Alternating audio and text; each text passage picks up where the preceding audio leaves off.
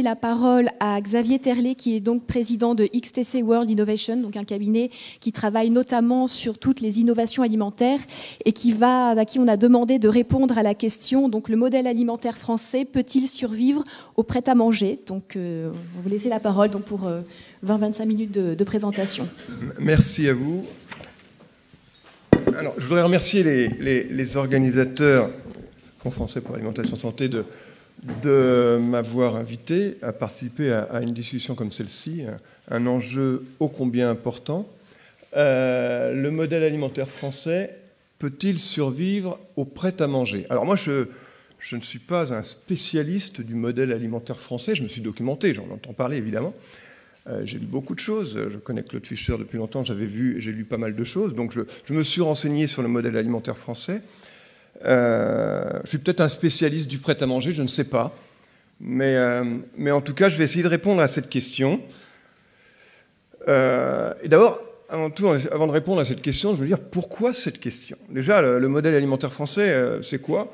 Vous nous l'avez en partie dit aujourd'hui. Effectivement, ce modèle qui nous préserve, parce qu'il aurait des vertus sur notre santé, en tout cas, il nous protégerait.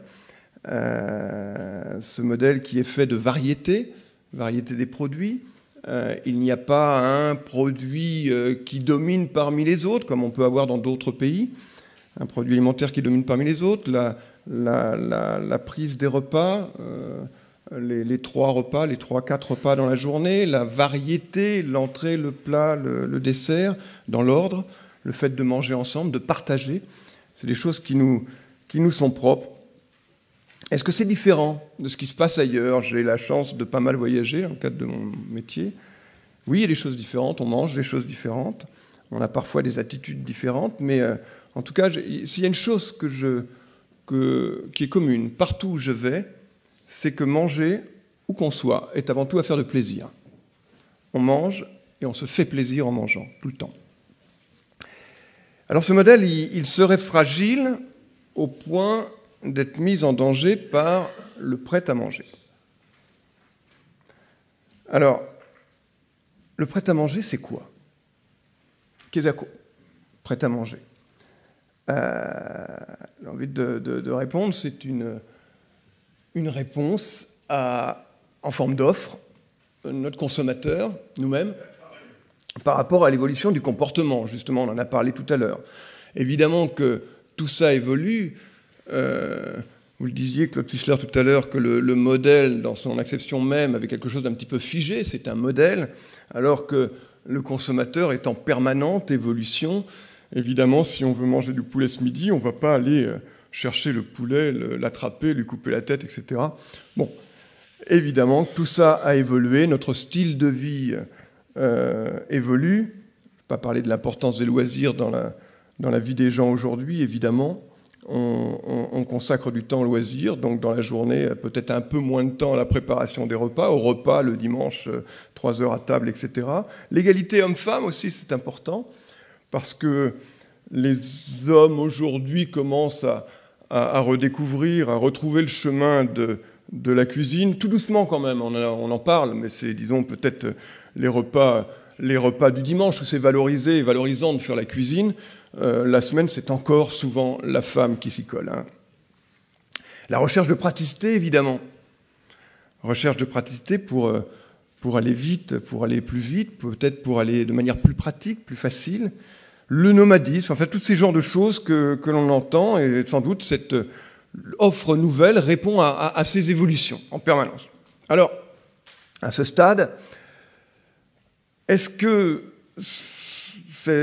on doit avoir peur justement de ce progrès? Est-ce que ce progrès pourrait menacer notre modèle? Alors à ce stade, j'ai envie de vous montrer un outil qu'on utilise souvent chez XTC quand on conseille nos clients, parce que XTC est un cabinet de conseil en innovation spécialisé dans l'alimentaire, et quand on s'adresse à nos clients, on dit écoutez, regardons le consommateur, comment il fonctionne. On va imaginer que le consommateur, c'est le tronc de notre arbre, qu'on appelle l'arbre des tendances. Et ce consommateur, il a des vraies revendications quand il va à table, au-delà évidemment de l'aspect vital de se nourrir. La première, je le disais tout à l'heure, quel que soit l'endroit du globe où il se trouve, quel qu'il soit, c'est le plaisir. Je me mets à table, je mange. Que ce soit un sandwich en 3 minutes, ça doit être un moment de plaisir. Et ce plaisir, pour demeurer, pour exister, évidemment, il doit avoir un certain nombre de garanties.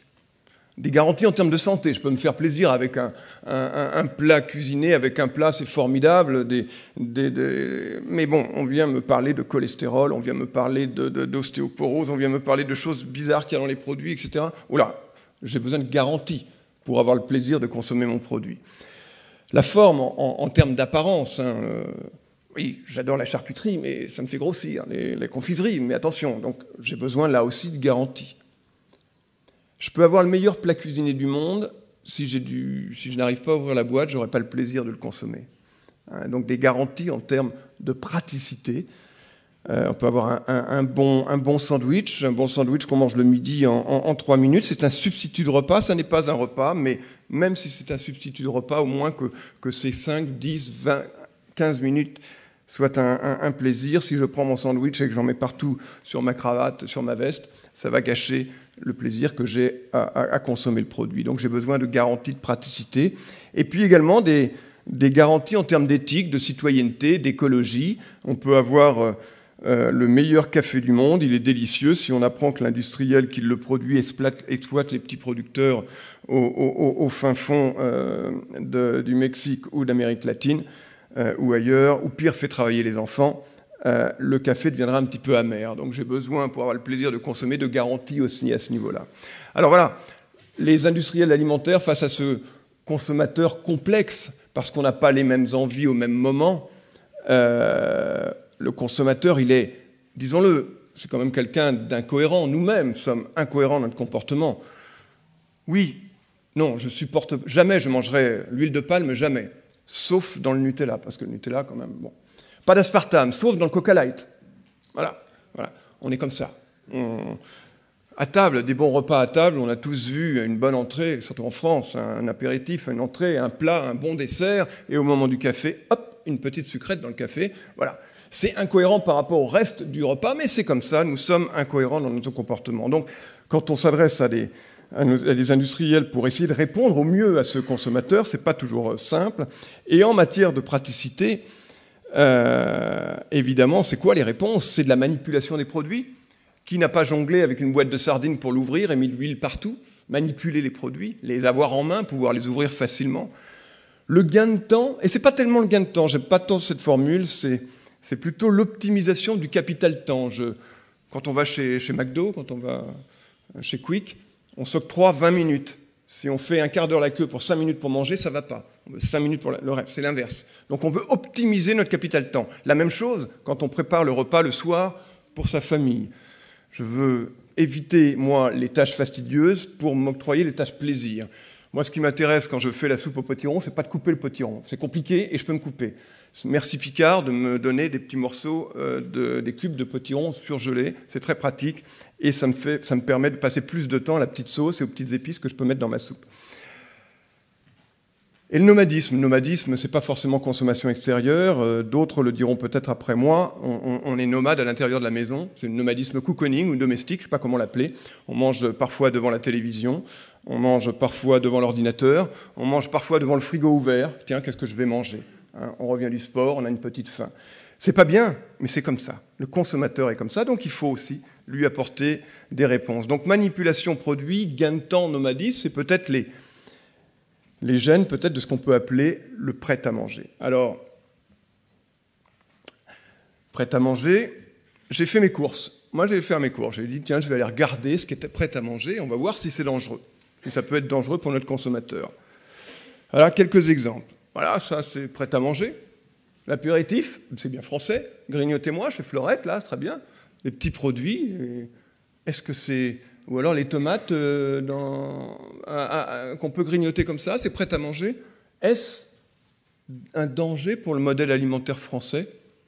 Je ne pense pas. Les plats, voilà.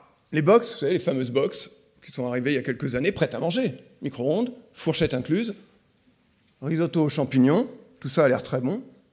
Est-ce un danger pour le modèle alimentaire français? Je n'ai pas l'impression. On est dans la variété. On peut, si on veut, choisir un riz, avoine et légumes.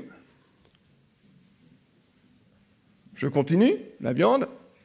Alors, il est prêt à manger, petit sachet, là, comme chez McDo. On met ça au micro-ondes ou on met ça au four. 1 minute 30 pour le plaisir express, les grignotines de porc grillées de chez Socopa. Bon, c'est pas forcément de la grande gastronomie, j'en conviens. Mais est-ce un danger pour le modèle alimentaire français? Les 2 cuisses de poulet façon papillote. Là, on n'a pas couru après le poulet avec le couteau. Non, c'est saveur thym citron. Je continue. Le fromage.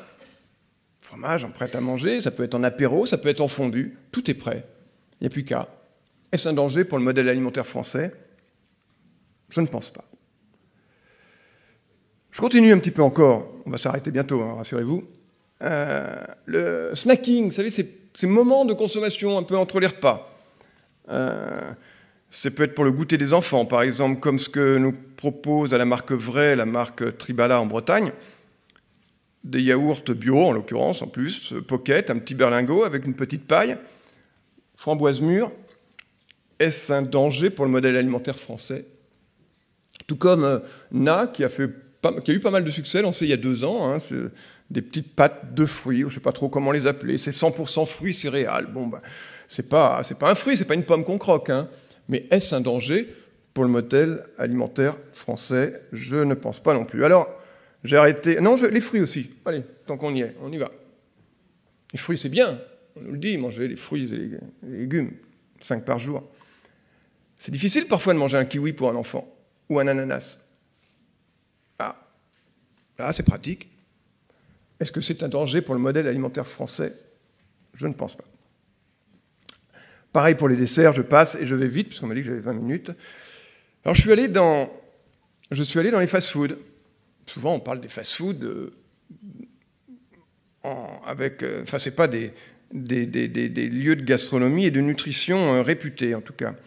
Je suis allé dans un fast-food qui s'appelle Bocaux, vous connaissez sans doute, qui se spécialise justement dans des produits de gastronomie un peu traditionnels. Vous voyez les petits bocaux, justement, tout ça est bien. Un crème caramel velouté poêle linguine, ça se mange très très rapidement. Ou un mousse choco, chutney, tomate, risotto. C'est très créatif, c'est très joli, c'est très visuel, c'est très sain. Ça n'est pas évidemment un danger pour le modèle alimentaire français. Alors je suis allé chez celui qu'on aime détester, McDo. Qu'est-ce que je vois chez McDo? Je vois de la salade. C'est très français, ça, la salade. D'ailleurs, c'est McDo France qui a... et ça fait beaucoup rire les McDo, le groupe aux États-Unis, essayer de proposer de la salade. Et ça a marché. Ça marche terriblement, la salade chez McDo. Ça marche très, très bien. Tout comme le McBaguette. Là aussi, les Américains ont dit on va commencer à les laisser faire parce que dès qu'ils font quelque chose en France, ça marche. Et le McBaguette, ça marche très bien. Et c'est très français. Donc, c'est intéressant d'ailleurs de constater que McDo, dans son développement aujourd'hui, le mondial McDo, organise son développement par justement une approche très locale. Alors évidemment, ce n'est pas cette salade, ces tomates ne sont pas, que je peux manger très rapidement, un danger pour le modèle alimentaire français. Alors, je continue ma petite recherche et j'ai vu un petit fast-food restaurant qui s'appelle justement Prêt à manger. Alors c'est une enseigne qui existe depuis longtemps en Angleterre, qui existe également aux États-Unis et en Nouvelle-Zélande, je crois, et qui commence son implantation en France. 8 restaurants en France, le dernier il y a encore une quinzaine de jours. Et justement, cette enseigne se caractérise par la variété, par la qualité nutritionnelle des produits qu'ils proposent, etc., etc. Que des bons discours. Et puis, c'est vrai, pour l'avoir visité et pour y avoir mangé, j'ai été très surpris par la qualité des produits qui étaient proposés dans une enseigne qui s'appelle Prêt à manger. Donc, non, c'est ce que j'ai envie de dire aujourd'hui, le prêt à manger, l'offre n'est pas un danger aujourd'hui pour le modèle alimentaire français. Vous disiez tout à l'heure, alors je l'ai noté, Claude Fischler, vous disiez il faut prendre en compte comment on mange et pas seulement ce qu'on mange. Oui, je crois effectivement que c'est une chose qui me paraît importante. Moi, il y a, et c'est un peu le propos, peut-être qu'il amènera certains débats, certaines questions, peut-être certains désaccords, j'en sais rien, que le danger est ailleurs. Le danger, parce que danger il y a sur le modèle alimentaire français, j'en suis convaincu. Ce n'est pas un problème de qualité d'offre, et j'ai distingué 5 menaces du modèle alimentaire, qui pèsent sur le modèle alimentaire français. La première, c'est qu'aujourd'hui, en matière alimentaire, je ne sais pas pourquoi, s'il y a des distributeurs dans la salle, ils pourront nous le dire, mais on ne fait que valoriser la famille versus la personne qui vit seule, et elles sont plus nombreuses, je pense que d'aucuns nous le diront cet après-midi, et à choisir des produits pour elles seules. Deuxième point, c'est une vision élitiste et passéiste de la qualité alimentaire. Il faut le dire, on en parlera tout à l'heure. Troisième point, c'est ce que j'appelle le France food bashing, et pas le France foot bashing, c'est peut-être pour ce soir, ça j'en sais rien. Le quatrième, les entreprises agroalimentaires françaises versus la mondialisation. Et enfin le cinquième, la non-responsabilisation du consommateur. Alors je vais passer une par une ces 5 points dans le temps qu'il me reste. La valorisation de la famille par rapport à la personne vivant seule. Aujourd'hui, il y a de plus en plus de personnes qui vivent, de seniors qui vivent seuls, malheureusement, et qui vivent seuls de plus en plus longtemps, parce que l'espérance de vie s'allonge. Et puis, il y a de plus en plus de célibataires, de jeunes célibataires. Pour ces personnes-là, c'est la double peine en magasin. Surtout quand elles n'ont pas choisi de vivre seules. Parce qu'elles vivent seules, elles ne sont pas forcément heureuses de vivre seules, et en plus, quand elles vont au magasin, et ben voilà, quand on fait les bonnes affaires, aujourd'hui, c'est du volume, du volume, du volume, du volume. Hein. Vous voyez, le Nutella, par exemple, aujourd'hui, si on veut acheter le 200 grammes, qui est le plus petit des conditionnements de Nutella, c'est 2 fois le prix au kilo du 780 grammes. 2 fois plus cher. 2 fois plus cher. C'est 2 fois plus cher pour les personnes seules. Et là, il faut en acheter 2 pour faire une bonne affaire. Tout simplement, ça veut dire... Je vais simplement dire aujourd'hui un chiffre que vous ne connaissez peut-être pas, le panier moyen à chaque fois qu'une personne se rend dans un supermarché en France, c'est-à-dire ce qu'elle dépense à chaque fois qu'elle se rend dans un supermarché. La moyenne est de 24 €. Alors avec mon pot de Nutella à 780 € qui vaut à peu près 5 € dans le meilleur des cas le pot, ça fait 7,50 €. Déjà, rien qu'avec mon Nutella, si j'ai voulu faire une bonne affaire, j'ai déjà le tiers de mon panier moyen qui est gaspillé. Donc là, il y a un vrai problème d'offre aujourd'hui pour le consommateur. La vision élitiste et passéiste de la qualité alimentaire. Aujourd'hui encore, dans les discours établis, la TOC, les produits, le terroir français, tout ça est très bien. Bien sûr, je ne vais pas dire le contraire, surtout pas moi. La Napa Caro, des cuisiniers, généralement des hommes d'un certain âge, un peu ronds. Aujourd'hui, c'est fini tout ça. Aujourd'hui, osons dire que notre alimentation est moderne. J'entendais à la radio l'autre jour un discours sur les PME innovantes. Et on parlait de technologie, on parlait d'informatique, on parlait de jeux vidéo, on parlait de tout ça. On ne parlait pas d'alimentaire. Alors que nous avons sans doute les PME les plus innovantes au monde en matière d'alimentation. Non, notre regard, notre vision est élitiste, elle est passéiste en matière de qualité alimentaire. Même chose au niveau de la distribution, des moyens d'accès. Le commerce traditionnel, c'est celui-là qui est valorisé. Le petit commerçant. Mais attendez, on est au XXIe siècle aujourd'hui. Il y a une nouvelle forme de commerce que les gens comprennent. Aujourd'hui, regardez le succès des drives.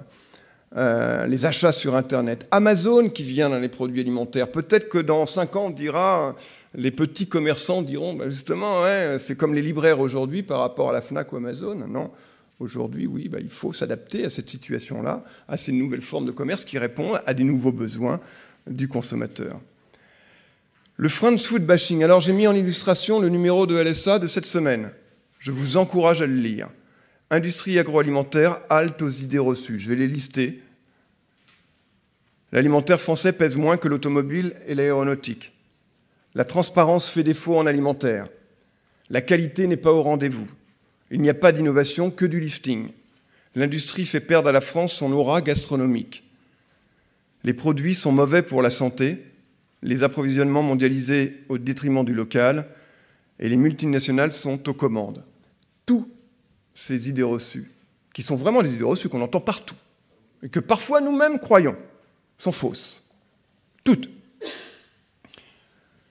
Alors, il me paraît important, justement, face à ces idées reçues, ce France Food bashing, j'ai regardé, tiens, la presse de ces 2 dernières années. Je me suis dit, on va regarder les magazines.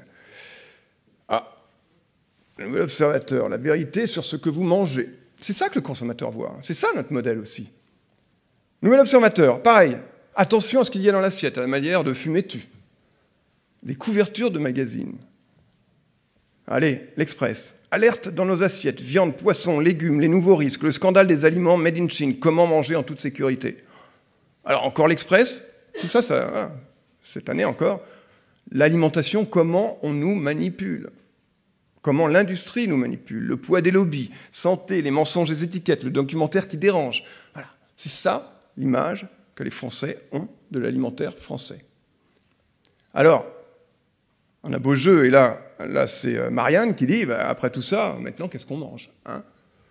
Panique devant l'assiette, pas trop de sucre, attention au sel, gare aux résidus de pesticides, danger sur l'aspartame, haro sur l'huile de palme, manger 5 fruits et légumes par jour, tiraillé entre les injonctions parfois contradictoires, on ose à peine se mettre à table à la veille des fêtes. Alors comment savoir exactement ce qu'il y a dans nos assiettes? Alors quand on en a marre de lire la presse, on regarde la télévision, et qu'est-ce qu'on voit? Alors là, c'est les 15 derniers jours, hein. Poisson, élevage en eau trouble, France 2, le 7 novembre 2013. Bon, je change de chaîne. Non, même pas, je garde la même chaîne. Une vie de cochon sur France 2. Alors, c'est à vous dégoûter de manger du poisson. Vous mangez plus de poisson si vous regardez cette télé. Et là, dégoûter de vous manger du jambon. C'est pas possible. C'est ce que le consommateur voit tous les jours dans la presse, à la télévision. Alors, heureusement, il y a Zoro. Qui est là et qui occupe tous les médias, partout, avec la complicité d'une certaine presse. Je fonds vite et bien avec Jean-Michel Cohen. Alors, je n'ai rien contre Jean-Michel Cohen, hein, mais, que je connais par ailleurs, mais effectivement, il y a un vide sidéral de réaction par rapport à ce qu'on vient de voir, qui laisse la place à des marchands de régime, à des gens qui font commerce de... Voilà, bon, parce que tout le territoire est à eux, ils n'ont pas de raison de ne pas y aller. Et puis il y en a d'autres, hein, Monsieur Ducamp, de la même façon, qui... Alors, le seul intérêt, c'est qu'ils ne peuvent pas se sentir tous les deux. Donc, ils s'auto-annihilent un petit peu. Alors, voilà. Je crois que cette notion de... Il faut l'avoir en tête, et il y a véritablement besoin d'une réaction, de notre réaction, par rapport de ne pas laisser faire forcément ce discours qui, la plupart du temps, est faux. Je ne dis pas bien sûr que tout est beau dans un monde rose, pas du tout, mais il faut dénoncer ce qu'il y a à dénoncer, mais être fier de ce que l'on fait. On y reviendra.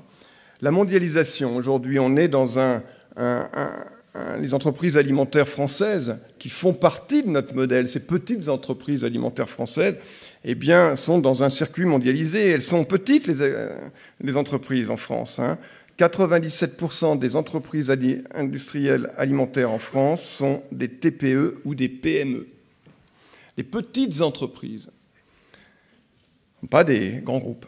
Ce n'est pas Mondelez, Kraft, pas groupe Danone, Nestlé, voilà, pas ces gens-là. Ce sont des petites entreprises. Eh bien, on a du mal à se vendre.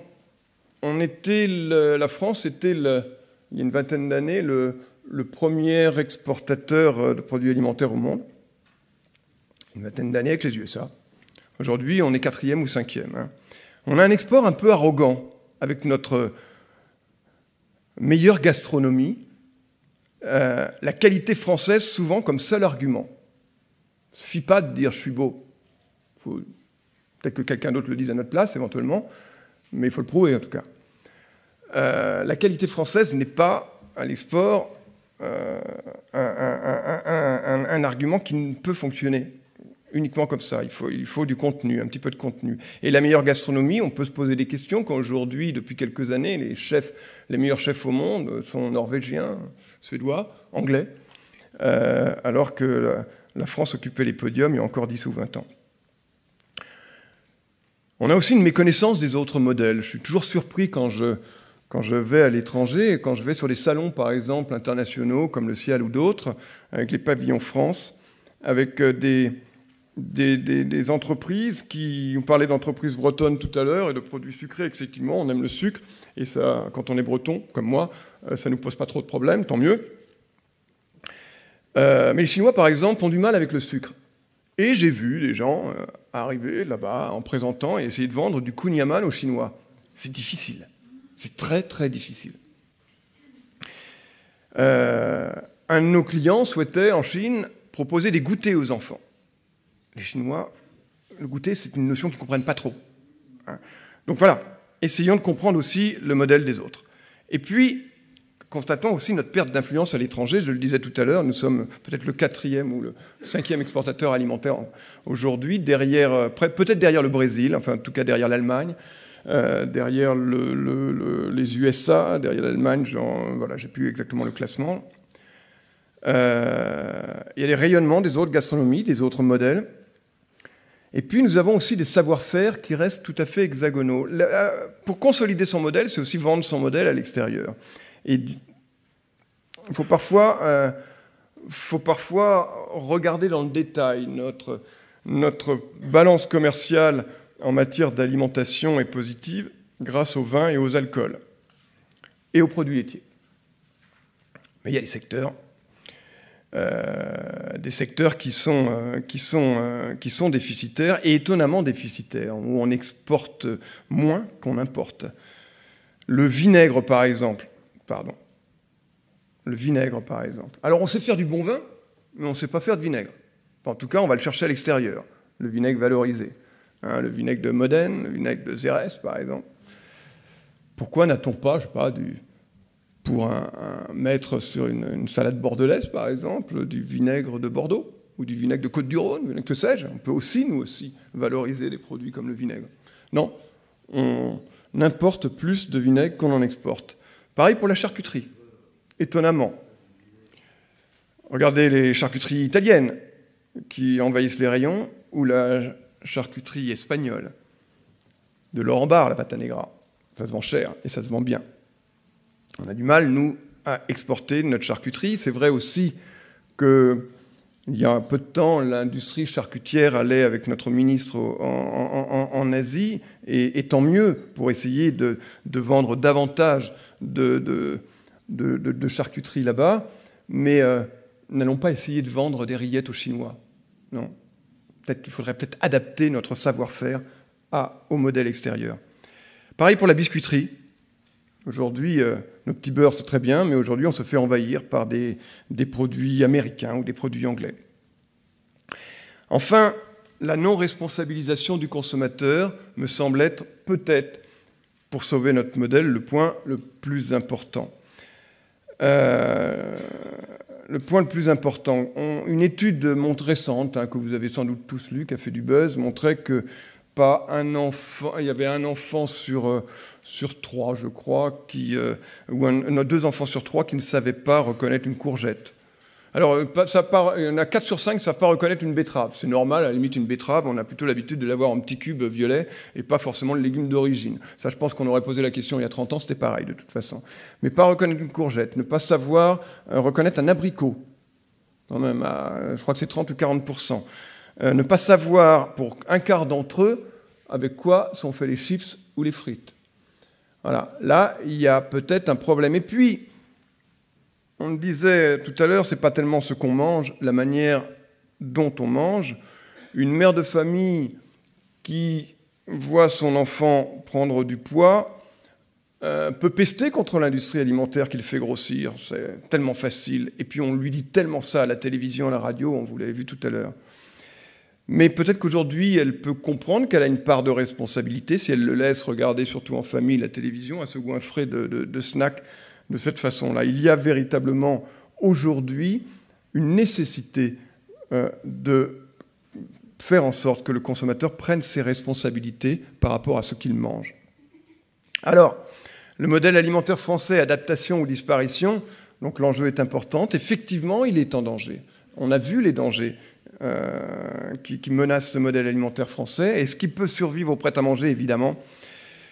Le prêt-à-manger n'est pas un danger donc, pour le modèle alimentaire français. Pour durer et se renforcer, notre modèle, forcément, doit savoir s'adapter. Alors des solutions, il y en a, à mon sens. Elles dépendent des choix que nous saurons faire. Des choix que j'ai qualifiés de 3 ordres. Les choix de vision. Oui, et n'ayons pas peur d'avoir une vision moderne, une vision évolutive de notre modèle et de suivre les évolutions justement du consommateur et de s'adapter à lui. Oui, le consommateur veut sortir. Oui, le consommateur veut passer moins de temps dans sa cuisine. Oui, le consommateur veut des produits plus pratiques. Eh bien, adaptons notre modèle à ce comportement. C'est des choix politiques et commerciaux. Il faut aider les 97% de PME, TPE qui ont des petits moyens, surtout les TPE, qui sont la force vive de l'industrie alimentaire française, qui sont extraordinairement créatives. On a sans doute, je le disais, l'alimentation la plus moderne, la plus créative, la plus variée. Il y en a sur tous les territoires, des petites entreprises qui apportent des réponses. Aidons-les à mettre en marché. Elles sont très nombreuses face à 6 centrales d'achat. C'est compliqué. C'est difficile. Mais il n'y a pas que les centrales d'achat de la grande distribution, il y a d'autres moyens. On l'a vu, Internet, il y a d'autres circuits de distribution qui apparaissent. On peut les aider et surtout à exporter. Et là, il y a beaucoup à faire, on l'a vu, notamment sur des marchés comme la charcuterie, la biscuiterie ou autres, où nous pouvons faire beaucoup mieux que ce que nous faisons aujourd'hui. Et puis, les choix de communication surtout. Je crois qu'il faut à nouveau être fier de notre, je ne dirais pas notre alimentation terroir, de notre agroalimentaire, de notre industrie alimentaire. N'ayons pas peur d'être fiers et de communiquer cette fierté. Il y a aujourd'hui, face à tout le food bashing dont je parlais tout à l'heure, il y a une absence de réaction coupable de l'alimentation, des instances alimentaires en France, disons-le.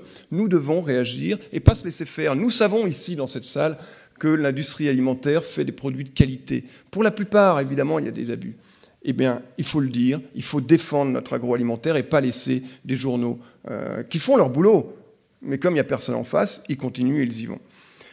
Il faut enfin responsabiliser le consommateur et c'est sans doute, à mon niveau, à mon sens, à mon avis, le levier le plus important pour aider et lutter contre les fragilités du modèle alimentaire français.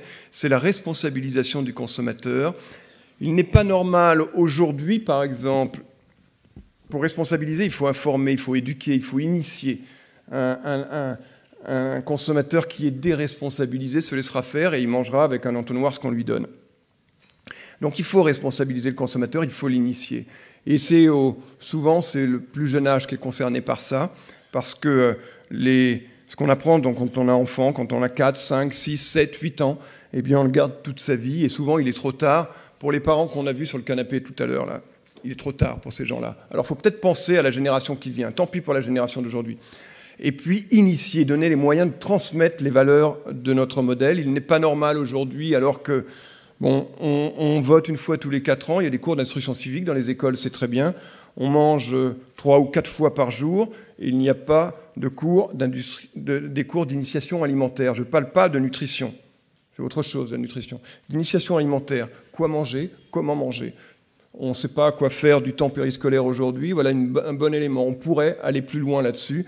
Et enfin, donner les moyens à la future génération et aux parents aujourd'hui de transmettre les valeurs de notre modèle alimentaire. C'est à mon avis 3 chantiers urgents pour consolider aujourd'hui les zones de fragilité de ce modèle, justement. Je vous remercie de votre attention.